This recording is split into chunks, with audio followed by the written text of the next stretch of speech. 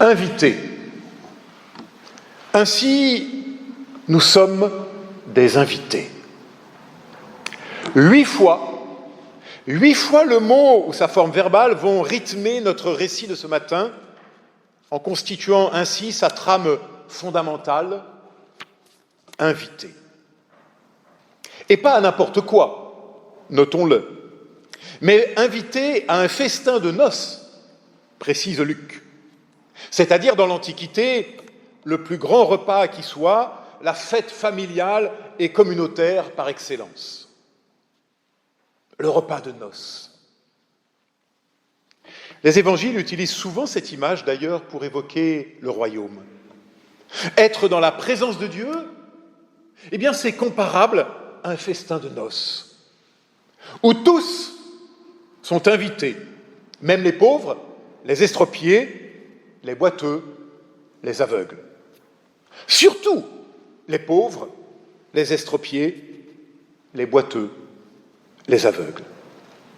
Oui, tous les pauvres du souffle, tous ceux qui sont à bout de souffle dans leur existence, invités. Tous ceux qui sont estropiés, les endeuillés, les amputés de l'amour et de la joie, invités. Tous ceux qui sont les boiteux de la vie, tous les bancals, les perdants, les ratés, invités. Oui, tous les aveugles, ceux qui n'y voient plus rien, qui n'y comprennent plus rien, celles et ceux pour qui la vie est devenue un champ de ruines, où plus aucune lumière ne brille, invités. Voilà le cœur du cœur de l'Évangile qui nous est ici révélé. Mais nous avons tellement de mal à l'entendre. C'est que nous résistons. Car il nous est difficile, voire impossible, d'accepter nos fragilités, notre humanité précaire et bancale. Car nous voulons être à la hauteur, n'est-ce pas? C'est bien ce qu'on nous a appris, être à la hauteur. Toujours plus loin, toujours plus haut, toujours plus fort, comme on le proclamait à la fin de Fort Boyard. Et puis j'entendais, il y a quelques jours, le nouveau ministre de l'Éducation nationale faire l'éloge de l'école qu'il veut, une école de l'excellence, disait-il. Plusieurs fois le mot « excellence ». Mais pourquoi il faudrait une école de l'excellence? Moi, je voudrais une école accueillante, attentive, qui aide à grandir et qui marche au pas des plus petits. Oui, ma sœur, mon frère, cette voie-là, l'excellence, être à la hauteur, est une impasse. Pourquoi?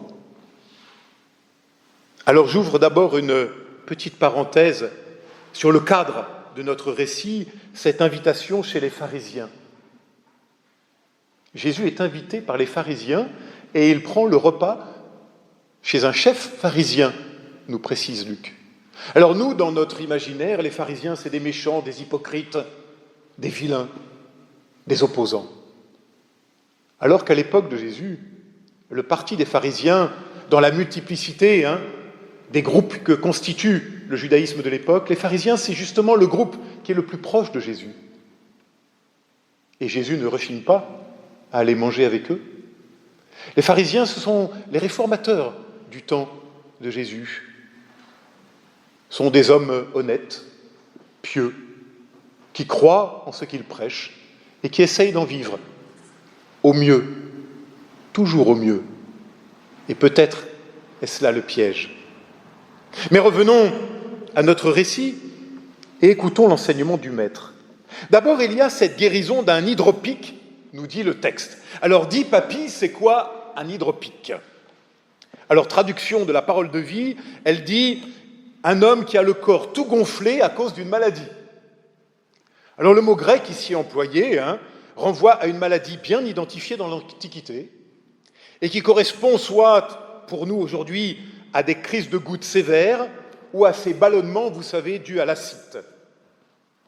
il faut noter que les anciens corrélaient cette maladie avec le dérèglement des mœurs et que ce malade était donc considéré comme un pécheur et cette maladie comme un châtiment divin devant une vie sûrement par trop dissolue. Eh bien, c'est cet homme-là que Jésus guérit ce jour-là. Mais ce jour-là n'est pas n'importe quel jour, c'est Shabbat. Et lorsque c'est Shabbat, on doit se consacrer uniquement au repos, à glorifier Dieu par la prière et l'étude, et puis se consacrer à sa famille et à ses amis. Tout travail est proscrit. Et j'ouvre ici une seconde parenthèse. Quelle belle invention que ce jour hebdomadaire du repos, et quelle belle définition d'ailleurs de la vie elle-même, non pas le travail, le labeur, la force du poignet, mais la cessation, la rencontre et l'ouverture à Dieu et aux autres. Magnifique prescription que Dieu nous donne. Oui, mais voilà, chasser le naturel et il revient au galop. Et ce qui était un don, un cadeau, est devenu une obligation. Avec cette terrible obsession, qu'est-ce qu'il est permis de faire ou de ne pas faire? Et voilà que le don devient prison. Le cadeau du temps offert pour rien, jusque dans la rencontre, devient objet de dissertation et d'auscultation.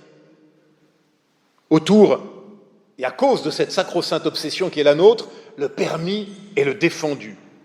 Comme si la vie, nos vies se réduisaient à cela, est-ce que j'ai le droit ou est-ce que j'ai pas le droit? Et je ne peux m'empêcher de m'interroger d'ailleurs sur cette terrible maladie qui est la nôtre, celle de vouloir tout réduire à cette alternative permis ou défendu. C'est très puéril, hein? Dis maman, est-ce que j'ai le droit? Peut-être faudrait-il grandir un peu. Et puis cette autre maladie, plus terrible encore qui est la nôtre, celle de défigurer les paroles de vie et de les transformer en paroles de mort. Cette maladie toujours de tout défigurer, même les cadeaux.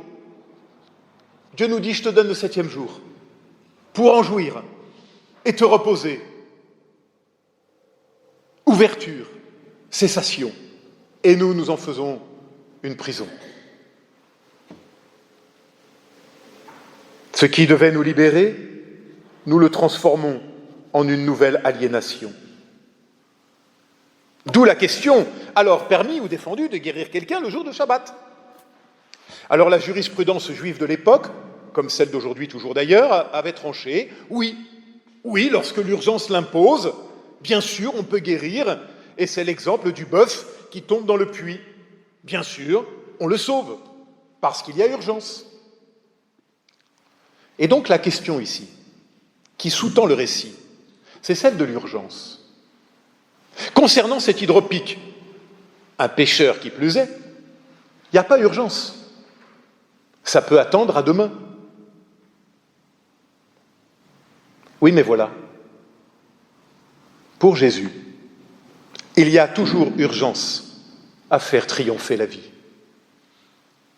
Oui, ma sœur, mon frère, il y a toujours urgence pour Dieu de nous libérer de tout ce qui nous emprisonne et nous aliène. Car c'est bien ce que fait le Maître au verset 4, littéralement Jésus le libère, dit le texte grec. Le libère. Oui, il y a toujours urgence pour Dieu, car c'est l'urgence de la libération, de ta libération, de ma libération, car c'est l'urgence de la grâce. Et cela vaut pour nous aussi. Il y a urgence à nous laisser faire par Dieu. Il ne faut pas remettre. Nous ne pouvons plus attendre. C'est un peu comme pour cette question de l'urgence climatique. C'est bien aujourd'hui que nous devons apprendre à changer nos comportements, sans attendre à demain. Aujourd'hui. Et il y a urgence.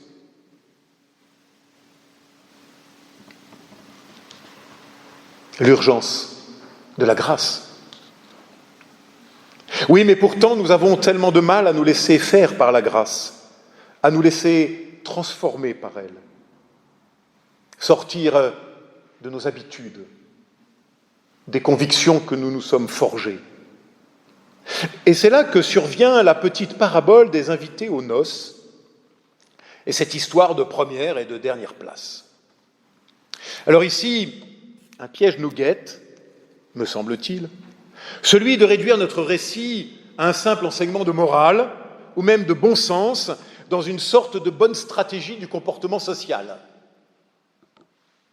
Et c'est souvent, malheureusement je le crains, ce que nous avons fait et prêché, faisant de ces versets des ritournelles pieuses autour de la notion d'humilité. Nous, aujourd'hui, nous n'aimons plus guère ce mot, l'humilité, car il consonne avec humiliation. Mais nous risquons alors peut-être de jeter le bébé avec l'eau du bain. Alors, essayons d'aller au-delà du mot pour retrouver l'essentiel. De quoi s'agit-il ? De rien d'autre que de la question, de l'alternative, prendre ou recevoir. Prendre ou recevoir. Voilà bien le cœur du problème, de notre problème à tous, il y a 2000 ans comme aujourd'hui. On nous a appris à prendre, à être à la hauteur, j'y reviens, à savoir tenir notre place, à la place. Cette obsession qui est la nôtre de la place, de ma place.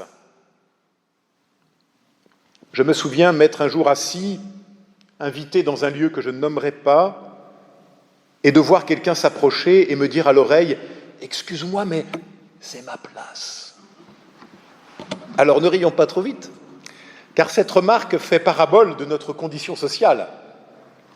Être à sa place, tenir sa place dans certains milieux, on dit savoir tenir son rang. Et pour cela, il faut se battre et savoir la prendre, sa place, n'est-ce pas ? Et ce faisant, nous excitons cet esprit de prédation qui demeure en nous, car nous sommes tous peu ou prou des prédateurs. La prédation est à l'origine de notre espèce et de sa survie. Mais elle est aussi la source de toutes les guerres, de tous les viols et de toutes les violences. Oui, j'en ai peur, l'homme est un prédateur supérieur. Et c'est bien cela que l'Évangile veut convertir en nous. C'est bien de cela dont l'Évangile veut nous libérer. De la loi de la jungle, qui est la loi du plus fort, et alors, malheur aux faibles. Car c'est bien de cela qu'il s'agit. Si l'impératif de nos vies est celui de la prédation, alors immanquablement, c'est la loi de la jungle, et que le plus fort gagne. Oui, mais voilà, aux yeux de Dieu, il y a urgence pour les petits, les perdants et tous les estropiés de la vie. Ça tombe bien, parce que nous le sommes tous, des estropiés de la vie, peu ou prou. Oui, l'Évangile, c'est, je le crois, la promesse d'une sortie possible de ce cercle infernal de la prédation et de la compétition.